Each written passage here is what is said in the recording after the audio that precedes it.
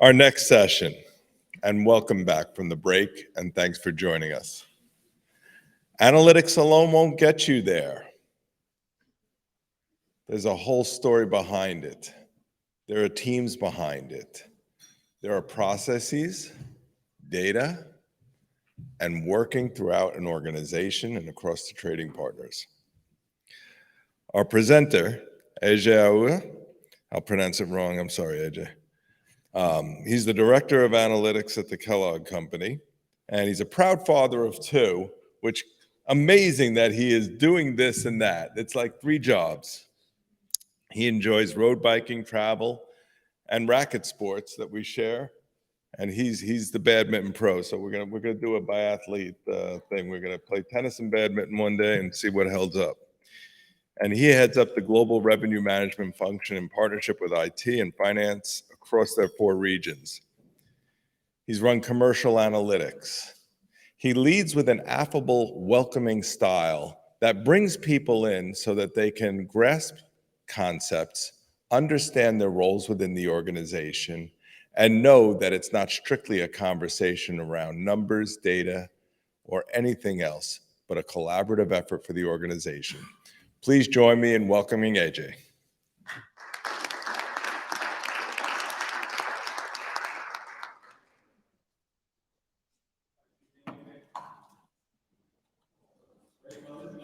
So much for being here, and thanks Pam and Michael for giving me the opportunity to speak. I'm audible to everybody, okay? Awesome, all right. So a bit of a provoking, kind of a dialogue in terms of analytics alone won't get you there. And I'm the global director of analytics. So that kind of speaks for itself, right?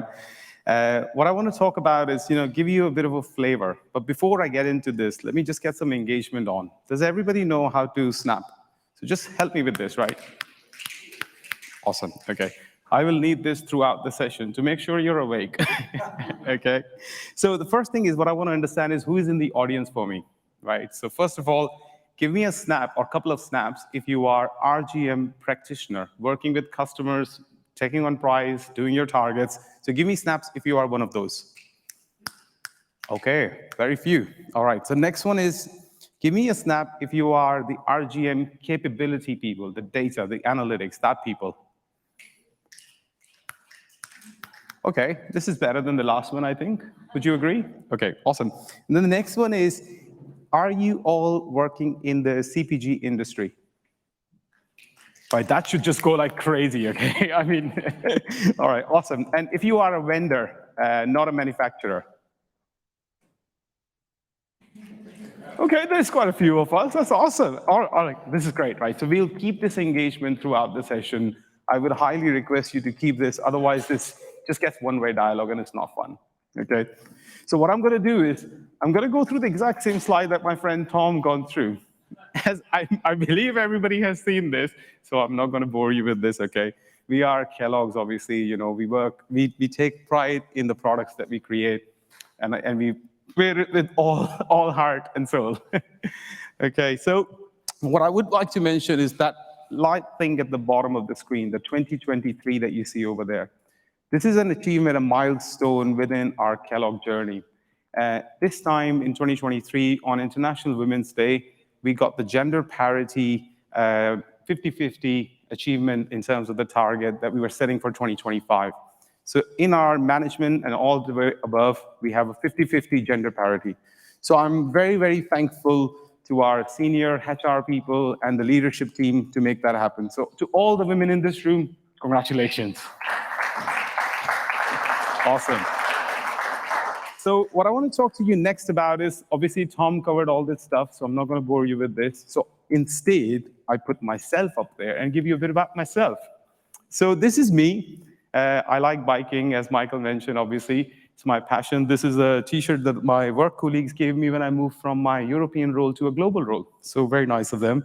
I enjoy racket sports, as Michael mentioned as well. And that's my beautiful family up there. That's a picture from my daughter's communion day about 3 weeks ago. We are not Catholic by any means, but my daughter just said she wants to have a party. I was like, why not? Let's go for it, So that was fun. originally I'm from India, so I don't know, is everybody familiar with Taj Mahal? That's the picture. Okay, good, awesome. So that's from India, and that's where I'm from. Good, thank you. I see the hi. Hi, BIC. And then I moved to Kuala Lumpur, so that's Twin Towers. I lived over there for about a year and a half, and then I moved to London after that.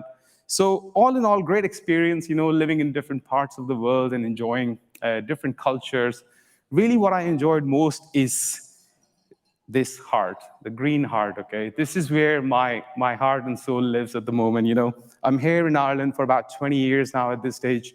Obviously, throughout this journey, we have had many pints of Guinness and obviously a fair share. But this country has given me so much, and I can't thank enough and have the gratitude about, how this journey has begun all the way and where I am at the moment, So I also went to college over here, so that's how it started. I went to TU to do my computer science in data analytics, so that was fun. But beyond all this stuff, right, there is such a beautiful part of this country that we don't get to share much. We talk about Guinness and drinks and everything, but these are pictures. They're not Instagram pictures, okay? So these pictures are real-life pictures from a lake called Lake Ollier. So if you guys are into hiking at all, you must go there. This is a beautiful spot. You can go out and visit, and nothing is about drinking. It's about having fun with the things as well, okay? So what I would say is, this is enough about me, and that one over there is the camping. So my wife and I went for camping. My daughter was actually on a play date, so we were like, can this be extended to a sleepover? And the guest said yes. I was like, awesome, can we go? And so this was actual a picture from when we were out in the wild and camping. So it's a beautiful side of Ireland is all I'm saying, okay? So going next, I understand we are not here to talk about me and camping and wildlife and all that stuff. So you guys are here to understand about what's happening today and why are we here. So on the serious note, right, there's so much happening in the world at the moment from macroeconomic and external factors, right? Some of you guys already talked about this, inflation, disinflation, supply chain disruptions, war. There's so much happening around it, and our jobs are getting busier and busier. And I think Tom also mentioned this yesterday.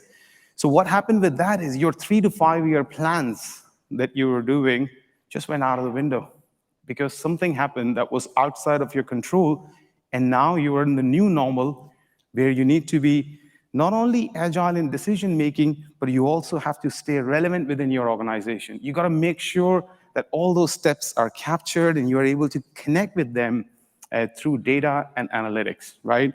But on a deeper note, why are we really here? So, I would love somebody to speak because it's not fun when I just keep speaking. I would love any of you to just tell me, why are we really here? And if you won't tell me, I will show you why Michael and Howard mentioned why are we here on our drinking session yesterday. No? Okay, so I'll say it. We are here to learn, okay? And that's so I put these guys up there because yesterday when they were presenting, so these slides are very recent, okay? I finished them this morning. So yesterday when we were drinking in the Guinness factory, we were talking about it, and they said, hey, why are we all getting together, This is about learning, creating that atmosphere where you can be vulnerable and say, hey, sorry, I don't know. Can you help me with this? And you just have that dialogue to create something more meaningful and connect at a different level, rather than being that ivory tower, which our colleagues mentioned yesterday, that, I know everything, I don't need to know this. And there is the humor side to it as well, right? There is a little bit of FOMO as well. So for those who don't know what FOMO is, it's fear of missing out, okay? I want to make sure that I'm in the know. I know what's happening around me, okay? So there is a little bit of FOMO as well. But what I would recommend to you guys is, be uncomfortable where you are. Be curious and be aware of what's happening around you and be willing to learn and partner with others. The more you partner, the more you learn from them. So I know I'm not talking about analytics just as yet, but what I would say is, as Winston Churchill once said, never let a good crisis go to waste.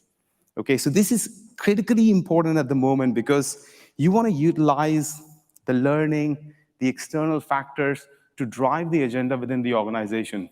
Either it's funding, organizational changes, change management. It could be any of those stuff that you couldn't get through, but utilize this time to make that happen within your organization. So if it resonates with you, right, I will again try to engage you again, but going back to the objectives, right? Why are we really here, right? So what is the objective that we want to go? For me, it's very simple, right? It's either you're expanding your margins, you want to mitigate your cost, or drive your growth, right? But what is the recipe to success, which is why you all are here, and you are giving me this stage to speak about a few minutes, right? So the recipe to success, I put it down as just 4 simple concepts, okay? And they boil down to the understanding the problem. Every project that you start within Kellogg's, or everything that you start, should start with a problem statement. What is it that your business want to do? And then you move to the solution, process, adoption, and I'll get deeper into each of those as we go along. So now let me just take a pause and just remind you again. Do you still remember this guy, the Clicken guy? Okay. So I'm going to ask you again for a question, okay? Because I want to make sure that you are with me as you participated before and you said, hey, you know what? I know where I am, what kind of role I'm doing within RGM. What I want to know next is, what is your maturity within RGM or analytics? So I put up this chart over here. I mean, there's a lot to read over here, but let's be honest and let's do a fair assessment of ourselves, okay? So I'm going to give you a few pointers, and I would like you to give me snap if they resonate with you, right? And if they doesn't resonate, then you wait for the next snap. There's 2 options there, okay?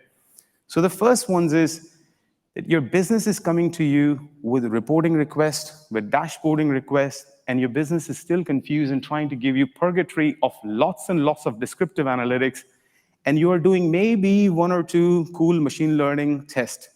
If this resonates with you, be honest and fair, okay? Put your hand on your heart and be honest and tell me if that's what you are on. Give me a couple of snaps. Be honest, guys, honestly, because this is only, it's going to get better, right? Okay, so let's just say you are on the right-hand side top corner, okay? You are consumer optimizing everything based on a person, based on 1P data or first-party data, and you're doing everything based on that. Is that the journey you are on at the moment? If yes, give me a couple of clicks. Awesome. Okay, so we are somewhere in the middle. So if we are somewhere in the middle, please give me a couple of clicks. Okay, thank you. That's awesome, right? So, and I can tell you where we are as such, okay? So we are somewhere in the middle. We are doing some pilots. We are also doing some scaling projects, but we are not there as yet, okay? We are somewhere in the middle, and we are trying to learn from colleagues like you, good peers who can give us control, who can give us some ammunition.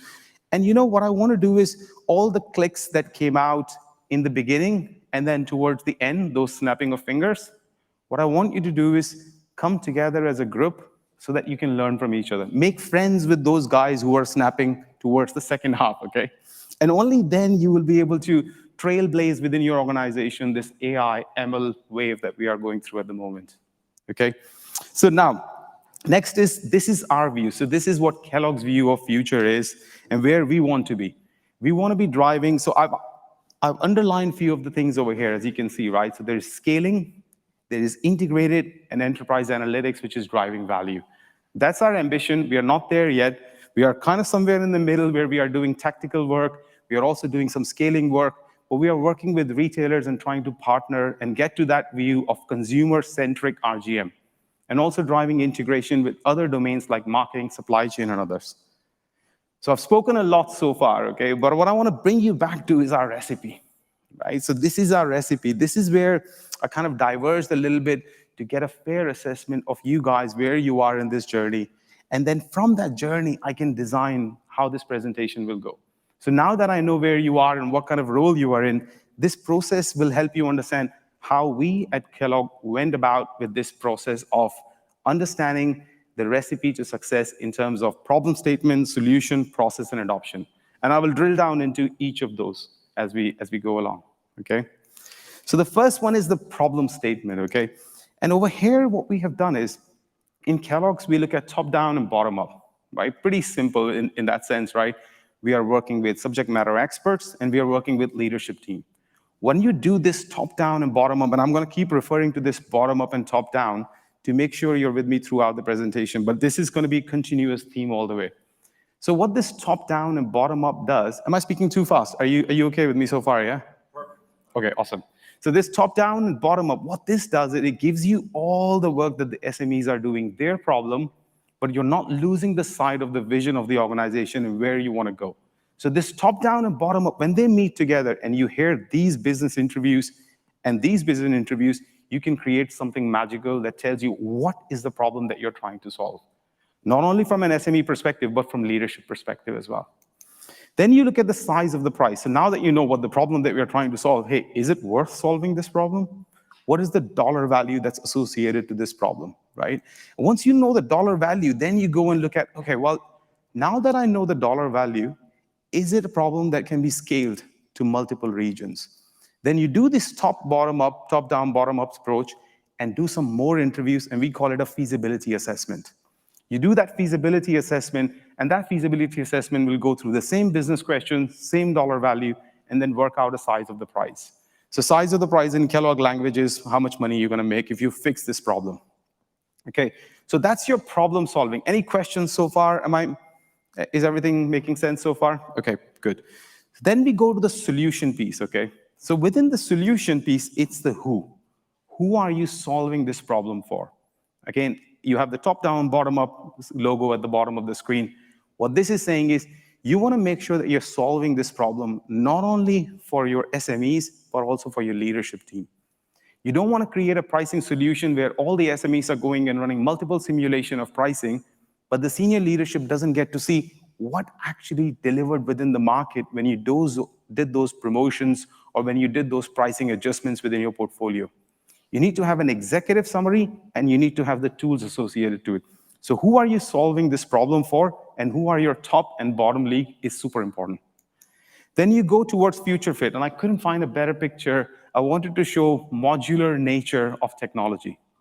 And when I say modular means, so I don't know how many of you are in the tech, but React.js or those kind of technologies that can work together, and you can integrate multiple solutions in future.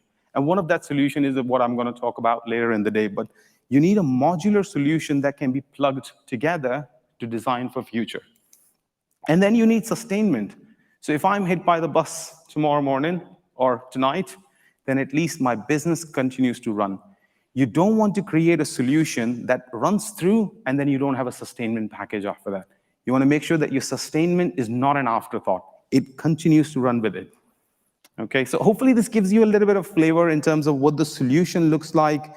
And what I will do next is I'll give you a real life example, which is what I kind of talked about in the bar yesterday with a few people. So I'll give you a sense of how this solution looks like for us in the real world. And I'm only giving you one example over here, okay?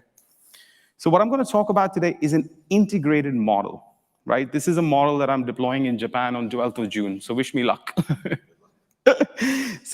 But what I want to do is I don't want to start from the left. I don't want to start from the data. I want to understand the business problem, right? So I'm going to start from the right, this side, sorry. So in terms of right, what you see over there is that there are 4 boxes over here, and there can be many boxes. But what you want to understand is this is what the business want to understand. They want to know from resource allocation, how much of human effort should we put behind these brands, behind these channels, behind these categories. They want to know which ones should we prioritize, which ones should we deprioritize. They want to also understand how can we maximize our margin and our customers' margin. These are the business problems that they want to solve. But when you're solving these problems, what you do is you create an integrated optimization system. So I'm calling it iOS. It's not a copy. It's my own iOS. That's why I didn't put the logos there. So this iOS, what it does is it kind of gives you a view of the same set of data that you have seen before, which is your sales data, your media data, all of those things, but now I'm creating different views. So if you see from the top, you have iOS, then it connects with your customer and your Kellogg. So K Financials is Kellogg Financials, and then it comes down to view 1, view 2, and number of views after that. The view 1 over here is talking about media analytics. So there are some markets like Japan where we can't afford market mix modeling because the investment behind this is not there. How can you use view 1 to do your media analytics? Then view 2 is your pricing and promotion analytics, and the granularity of these analytics is very different. This one is going down as a small font, but it goes down to SKU, PPG, channel, and week. So you can see based on that, the view 2 is super granular, whereas view 3 is about your demand forecasting. It's looking at 18 to 36 months out, but utilizing the same brilliant data that we currently have. But what you're doing is you're creating a power to this by just creating these different segments coming all from that integrated optimization system. And then what we go is to the next stage, which is your data. So Mark mentioned yesterday working on KT. KT is our trade promo system, trade promo solution. How do you utilize the great work that Mark and Tom talked about yesterday? How do you bring it down and add a media lens to this? And then bring your point of sale data, so either it's Nielsen, IRI, or Intage in Japan.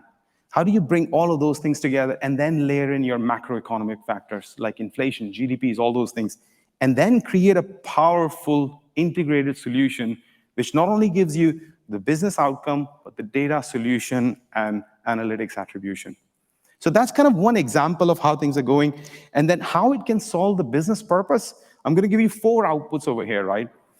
The first output is what you've seen in your normal life. It's a waterfall, right? Tells you where the volume was, where it's going. So it gives you kind of attribution at that level. But you can utilize that exact same model to think about what the future is. So your forecast of the sales. So that's your output 1 and output 2. Your output 3 is your simulation capability, which is where you go down to the granular level, where you're doing your analytics at channel, at sales level, at weekly level, and at a customer level. And then your 4th output, which is your 2x2, standard 2x2. What you want to see is, where is my forecast of sales going? Now, you know the category or the brand is going to grow by 3%, right? And you know what your margin is, and you know what your market share is. How do I use all that beautiful information that is coming from section 1, or output 1, output 2, and output 3, plug it into my 2x2, and then decide where my prioritization is going to be? So this is my analytic solution. I would not share that with the business, but I'll share the first slide with them, and I'll tell them what you're going to get out of it.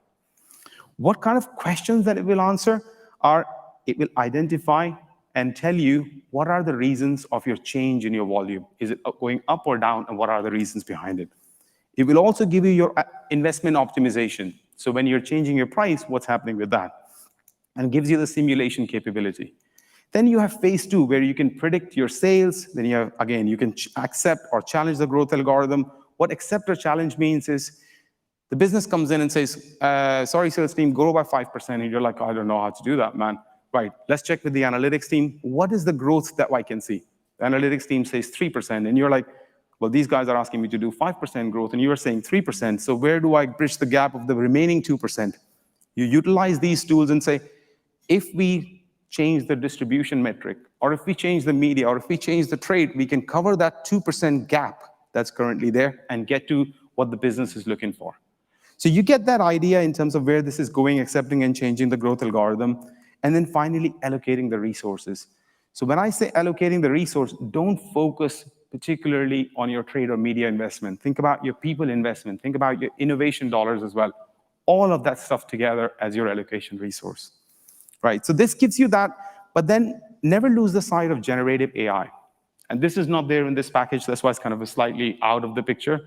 But think about the journey that we are going through. We have to do multiple clicks to get there. But what if we did the generative AI lens on top of this, and you remove all the manual clicks, and the system tells you in a natural language processing, using your LLM, so large language models, and gives you an answer straight away. Go investigate this area.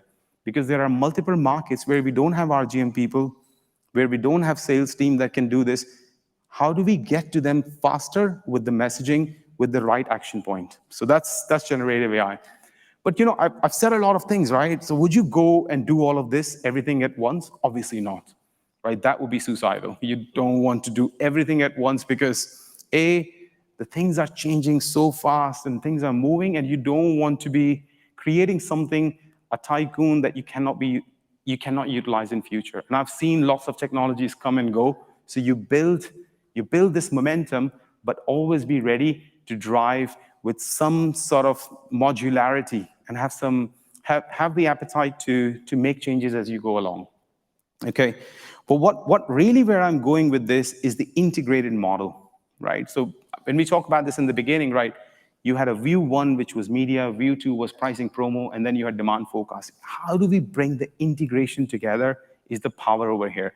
And what iOS, so integrated optimization system, will do, will bring these things together so that we can drive meaningful conversations, not only in the RGM table, but with also our supply chain partners, also our marketing team and media teams and brand managers.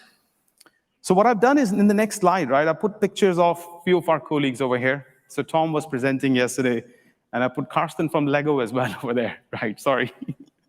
So the reason why I did this, because the presentation is only from yesterday, I had the liberty to, I could change it, right? And the reason why I put him up there, because Karsten talked about something really fundamental.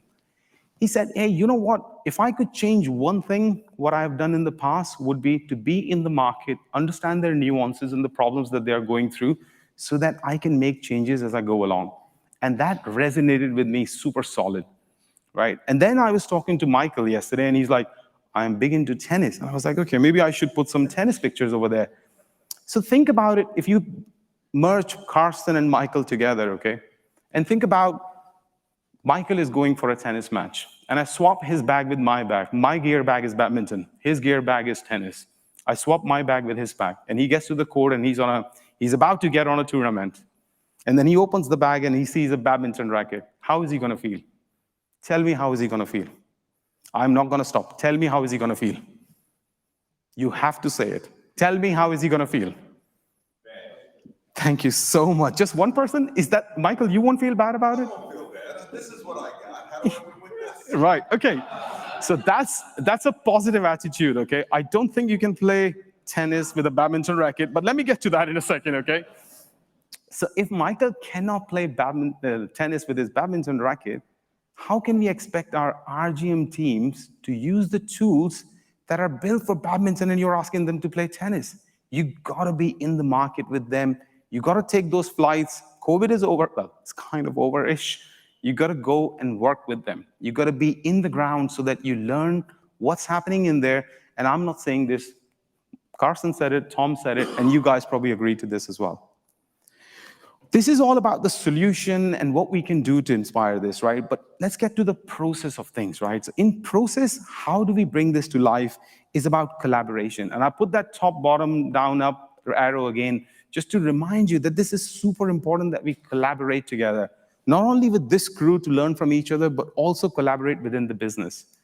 And then how do we do this? I was looking for a picture for Strats, and I did not know this thing is also called Strats, but in Strats for Kellogg's, it's a strategy plan which is done on a 3 to 5 year intervals, where you look at 3 to 5 years what we want to do, and then the next one is planned.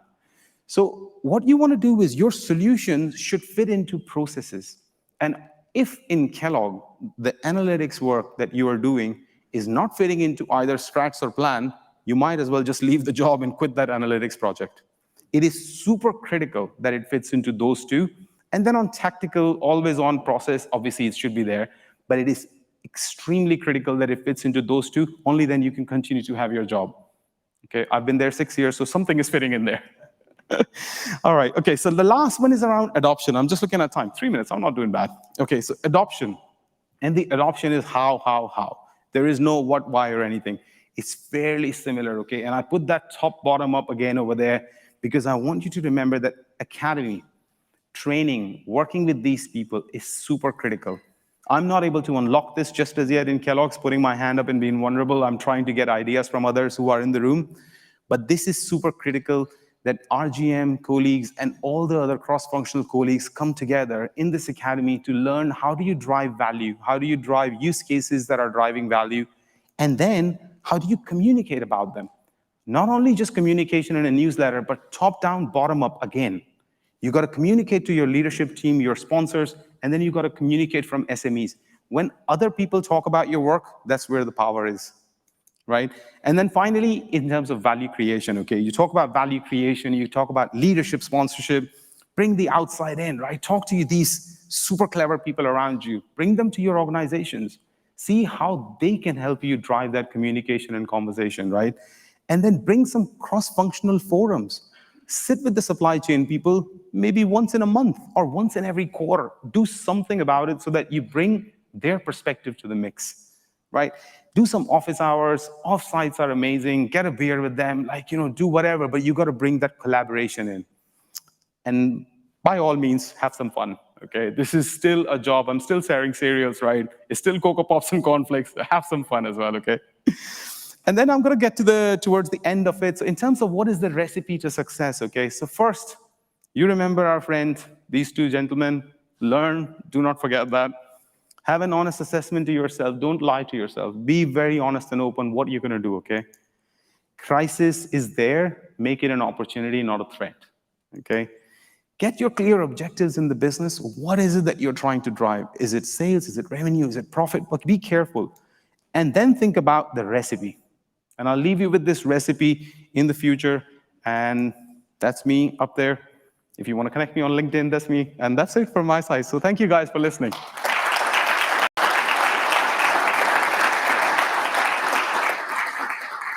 So happy to take any questions, or do we have time? I think we have 54 minutes. I hope I didn't go too fast, right? Did I? Okay, awesome, great.